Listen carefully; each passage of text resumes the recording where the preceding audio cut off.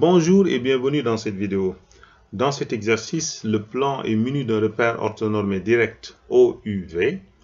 On nous demande maintenant de déterminer et de construire l'ensemble des points M d'affixe Z du plan tels que argument de Z est égal à 3π sur 5 modulo 2π et argument de Z égale π sur 6 modulo π. Donc pour le premier, quelle est l'interprétation géométrique de argument de Z?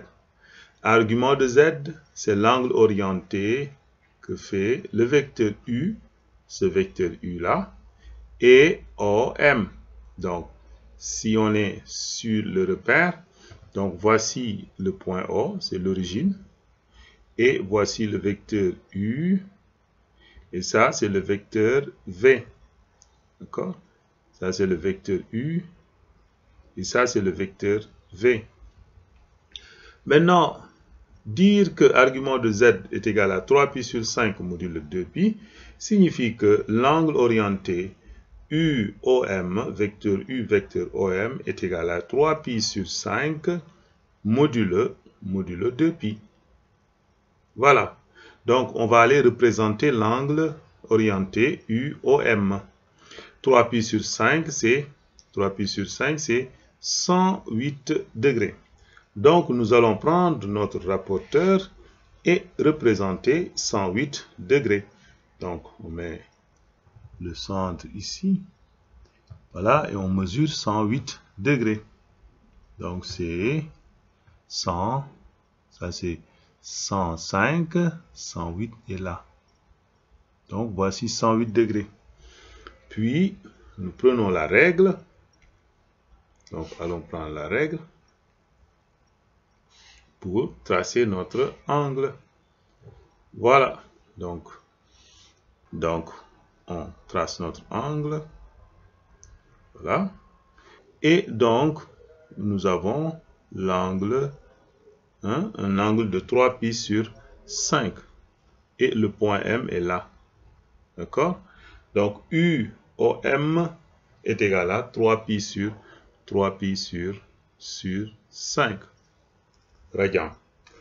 Maintenant, quel est l'ensemble des points M du plan tels que argument de Z égale 3π sur 5 modulo 2π, c'est-à-dire l'angle orienté UOM est égal à 3π sur 5 modulo 2π. Donc, il faut tenir en compte modulo 2π. C'est quoi modulo 2π?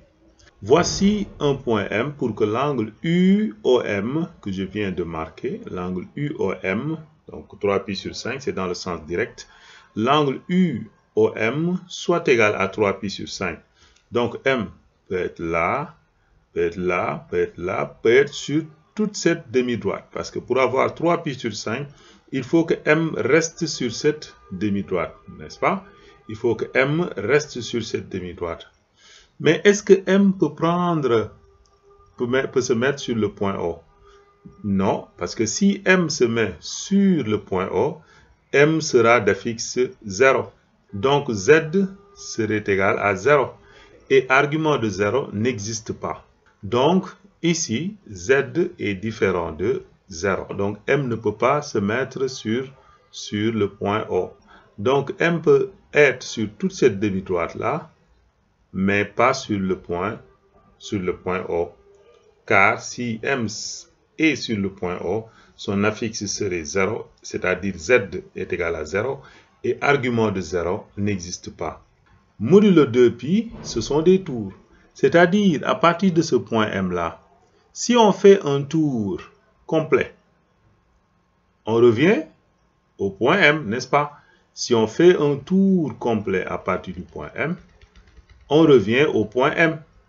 C'est-à-dire, même si on ajoute des tours, M reste sur cette demi-droite privée du point O, c'est-à-dire l'origine. Même si on fait des tours, parce que modulo 2π, c'est-à-dire, on peut ajouter des tours comme on peut retrancher des tours.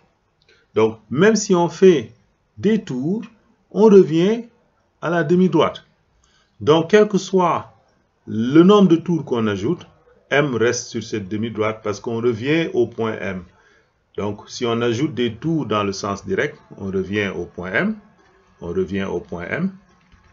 Si on fait des tours aussi dans le sens indirect, on revient au point M. Qu'est-ce que cela signifie? Comme lorsqu'on ajoute un tour ou bien des tours dans le sens direct comme dans le sens indirect, on revient toujours à un point de la demi-droite OM. Donc, conclusion. Donc, l'ensemble des points M, c'est la demi-droite. C'est cette demi-droite-là. Parce qu'à chaque fois qu'on fait un tour à partir de M, on revient au point M, dans le sens direct comme dans le sens indirect.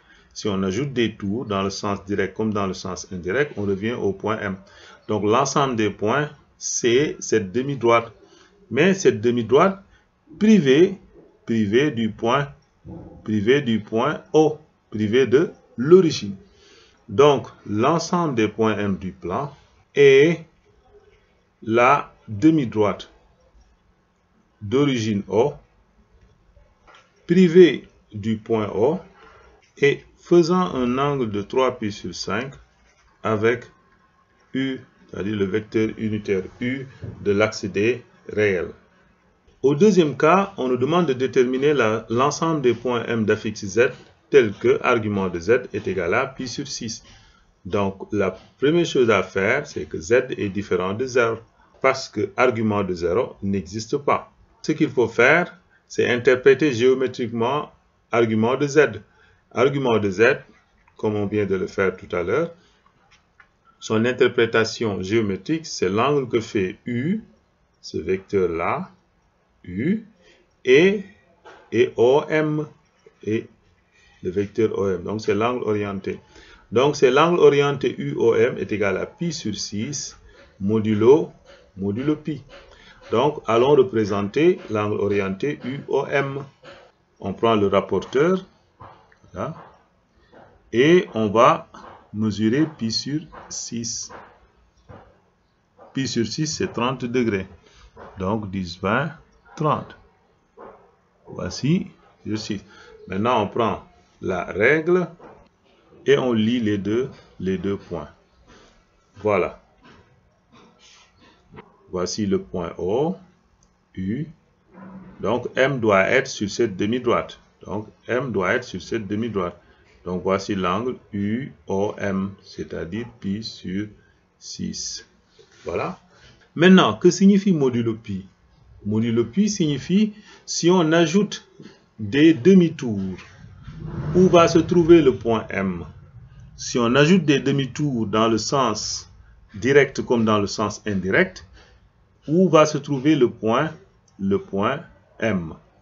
Le point M va se trouver où? Donc, si on fait un demi-tour, c'est-à-dire moitié d'un tour, le point M va se trouver sur l'autre demi-droite d'origine O. D'accord? Même si on fait un tour dans le sens indirect, on va revenir à la demi-droite d'origine O, c'est-à-dire l'autre demi-droite. Donc, nous avons l'autre demi-droite.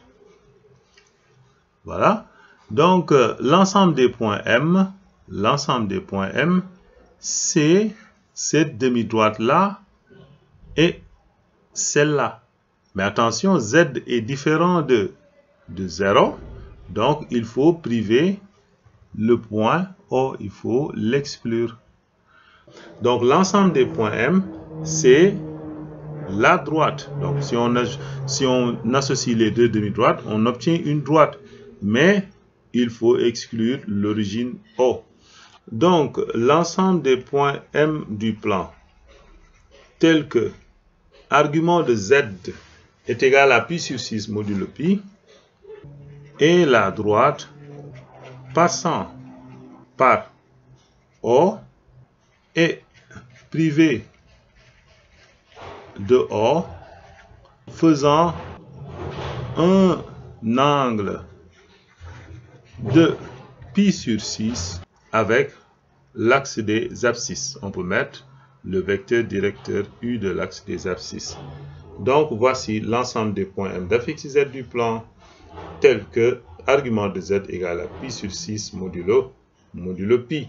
Et voici qui met fin à cette vidéo.